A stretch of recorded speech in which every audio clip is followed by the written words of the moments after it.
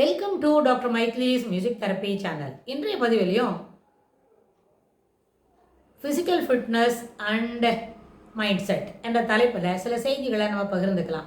இது ரெண்டுமே mind செட்டும் physical ஃபிட்னஸும் சேர்ந்தது ஒரு ஸ்ட்ராங் காம்பினேஷன்.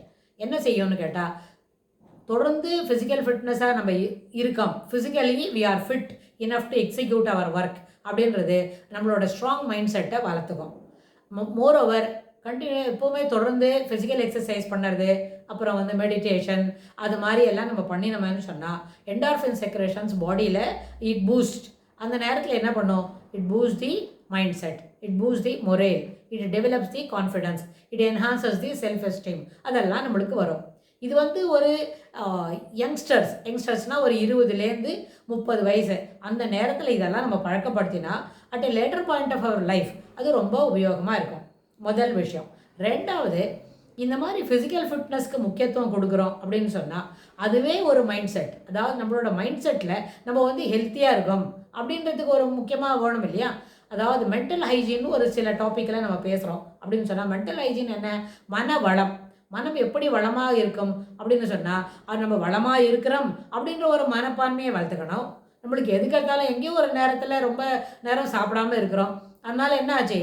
அது நம்மளுக்கு ரொம்ப அளவில் ஒரு அசிடிட்டி வளர்த்து விடுறது. பசி நேரத்தில் சாப்பிட முடியல, because of our commitment towards our work. Professional செட்டிங்னால நம்மளால் நேரத்துக்கு சாப்பிட முடியல அப்படின்னா நிறைய கேஸ் ப்ராப்ளம் வரும், வாயு தொல்லைகள் ஏற்படும். அப்படின்னா அப்போ அது நேரத்தில் என்ன பண்ணோம்? நம்மளுக்கு ரொம்ப வலி இருக்கும், சிலப்போ இன்கன்வீனியன்ட் இருக்கும், அன்ஈசினஸ் இருக்கும்னா அந்த அன்ஈசினஸை பார்த்து பயப்படாமல், எதுக்கு அன்ஈசினஸ் வந்தது நம்ம ஒரு க்ஷணம், ஒரு ஃபியூ செகண்ட்ஸில், ஒரு 2-3 மினிட்ஸில் நம்ம யோசித்தோமான நம்மளால் என்ன செய்ய முடியும்?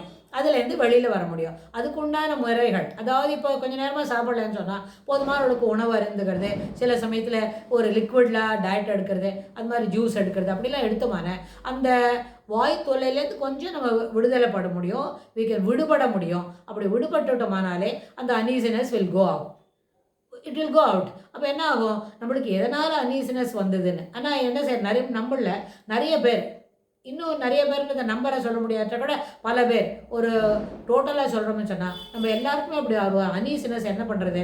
ஒரு நிறைய பயத்தை கொண்டு கொடுக்குறது. நம்ம ஐயோ பயந்துட்டோம், இங்கே வலிக்கிறது அங்கே வலிக்கிறது. நோ, எப்போவுமே ஒரு மோட்டிவேட்டட் மைண்ட் செட்டோடு இருக்கணும். எல்லாமே பாசிட்டிவாக எதிர்த்துக்கணும். அப்படின்னு சொன்னால் பாசிட்டிவாக எடுக்கும்பொழுது நிச்சயமாக நம்மளுக்கு எந்த சுகக்கேடும் வராது அப்படின்ற ஒரு நம்பிக்கை இருக்கணும். ஆனால் சுகக்கேடு வரா மாதிரி ரொம்ப பசி நேரத்தில் அப்போ தான் வேறு எதான ஒரு ஆயிலி ஸ்டஃப் சாப்பிட்றது, இல்லைன்னா ஒரு ஸ்நாக்ஸு, கிராக்ஸு, பிஸ்கெட்ஸு அப்படி சாப்பிட்டா தட் வில் நாட் என்ன பண்ணாது? பசியை தூண்டாமல் பசி அது என்ன பண்ணிவிடும்? சப்சைட் ஆக்கும். சப்சைட் ஆக்கினா அப்போ நம்மளால் சாப்பிட்டுக்க முடியாதுன்னா thereby you are skipping the meals போச்சுன்னு சொன்னால் பாடியில் இருக்கிற அங்கே உள்ளுக்குள்ளே ஸ்டமக் ஜூஸஸ் இருக்கே, அது எராட்டிக்காக செக்ரெட் ஆகும். அப்போ மறுபடியும் அது ஆசிடிட்டிக்கு ஃபார்ம் ஆகும். ஸோ ஆசிடிட்டிலேருந்து வெளியில் வரணும்னா நேரம் தவறாமல் உண்ணுதல் அவசியம். ஆசிடிட்டி அதிகமாச்சுன்னு சொன்னால் எங்கேயான ஒரு இடத்துல யூ வில் ஹாவ் டு என்ன பண்ணோம்? Feel the pain. அப்படி இருக்கும். சிலப்போ முதுகில் வலிக்கும், சிலப்போ ஃப்ரண்ட் சைடில் வலிக்கும்.